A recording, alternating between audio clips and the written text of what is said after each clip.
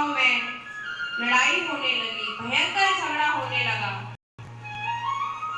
और लड़ाई का कारण क्या था, झगड़े का कारण क्या था कि सबसे पहले वंदना किसकी हो, पूजा किसकी हो।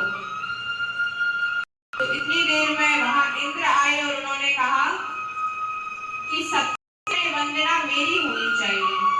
और क्यों होनी चाहिए? तो उन्होंने कहा कि मेरा पद जो है वो सबसे ऊंचा है, देवताओं का राजा हूं, तो इसीलिए वंदना भी मेरी होनी चाहिए। वहां जल देवता आ गए, बोले कि तुम राजा हो तो किस काम के हो? अरे मैं जल हूं, पृथ्वी में मेरी उपयोगिता देखो। अगर मैं नहीं हुआ तो पृथ्वी के मनुष्य, प्राणी, जीव जंतु सब मर जाएंगे। और यदि मैं बाढ़ बन के आ गया, सुनामी बन के आ गया, तो भी सबको तबाह कर दूंगा। इसीलिए सबसे पहले वंदना मेरी होनी चाहिए।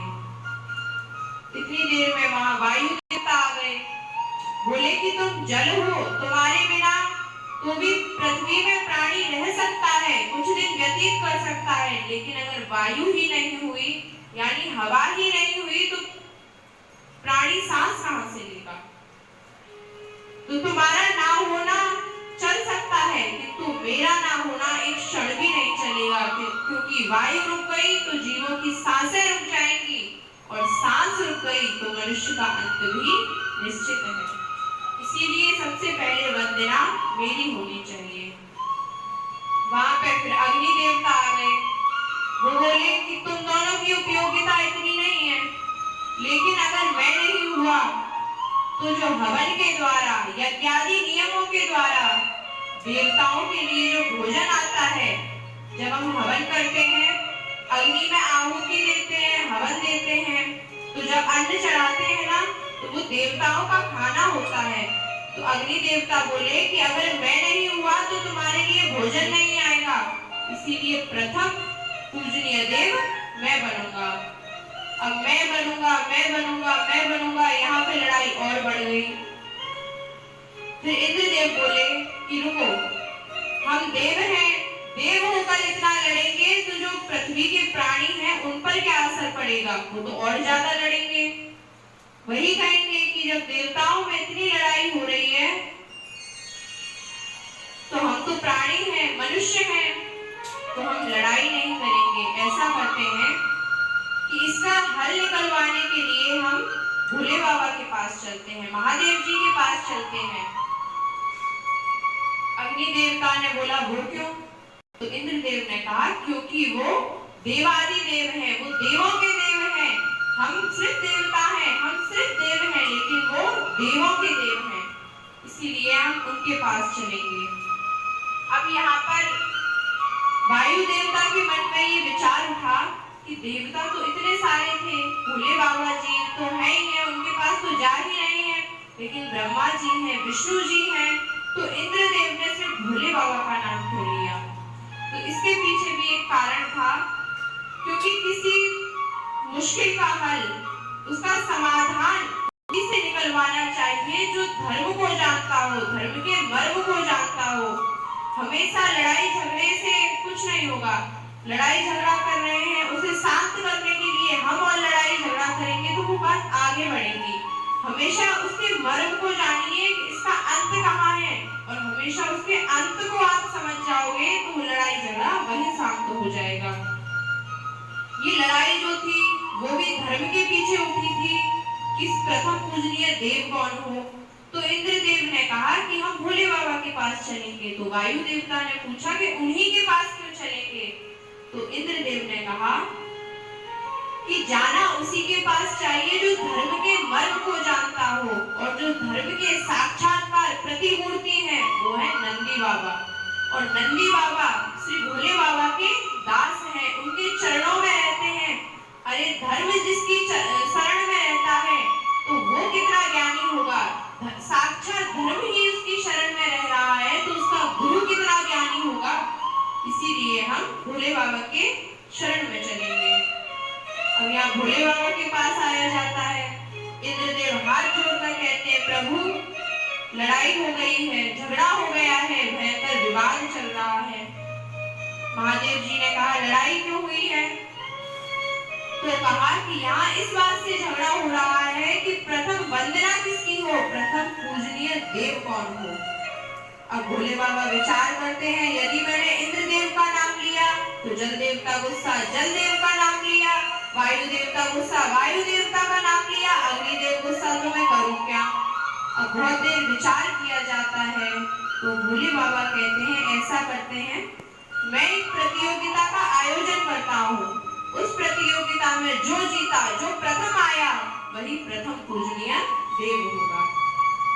प्रतियोगिता क्या थी?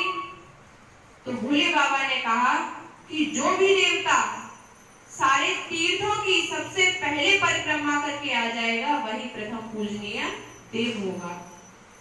अब ये बात सुनकर सभी देवी देवता अपने अपने वाहनों पर सवार हो निकल गए।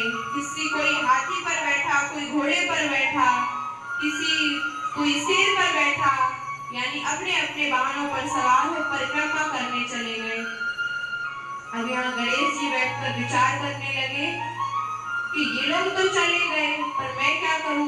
क्योंकि गणेश जी थोड़े भारी थे और उनका वाहन क्या था, चूहा। तो वो विचार करने लगे कि मैं क्या करूं, कैसे मैं परिक्रमा करूं।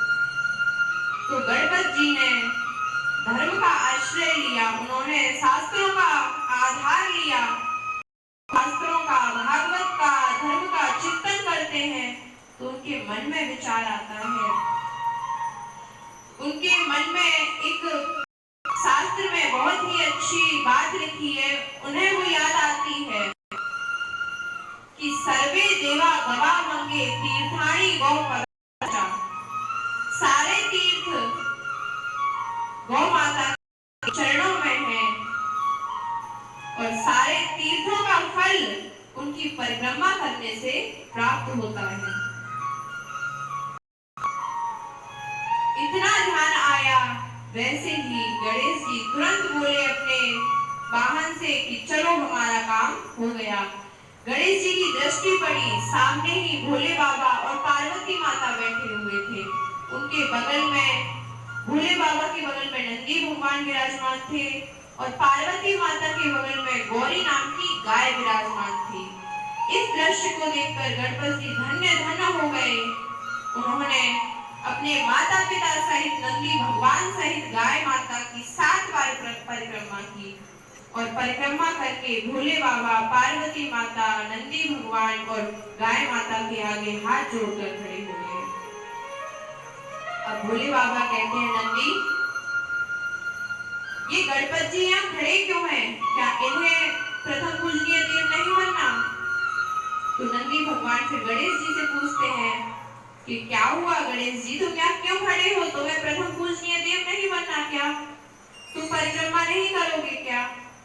गणेश जी ने कहा, महाराज मैंने सारे तीर्थों की परिक्रमा कर ली और वो भी एक बार नहीं 7 बार कर ली।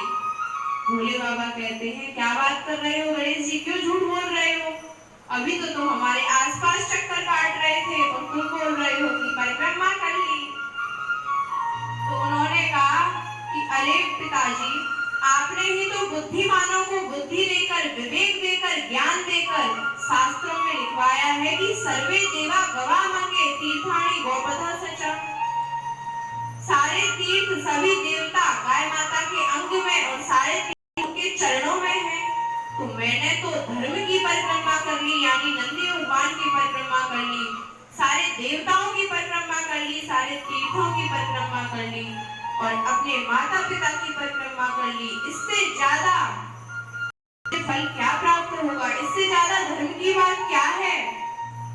जैसे ही भोले बाबा ने ये सुना, प्रसन्न हो गए और गणेश जी को, यानी अपने पुत्र को ही उन्होंने प्रथम पूजनीय देव घोषित कर दिया।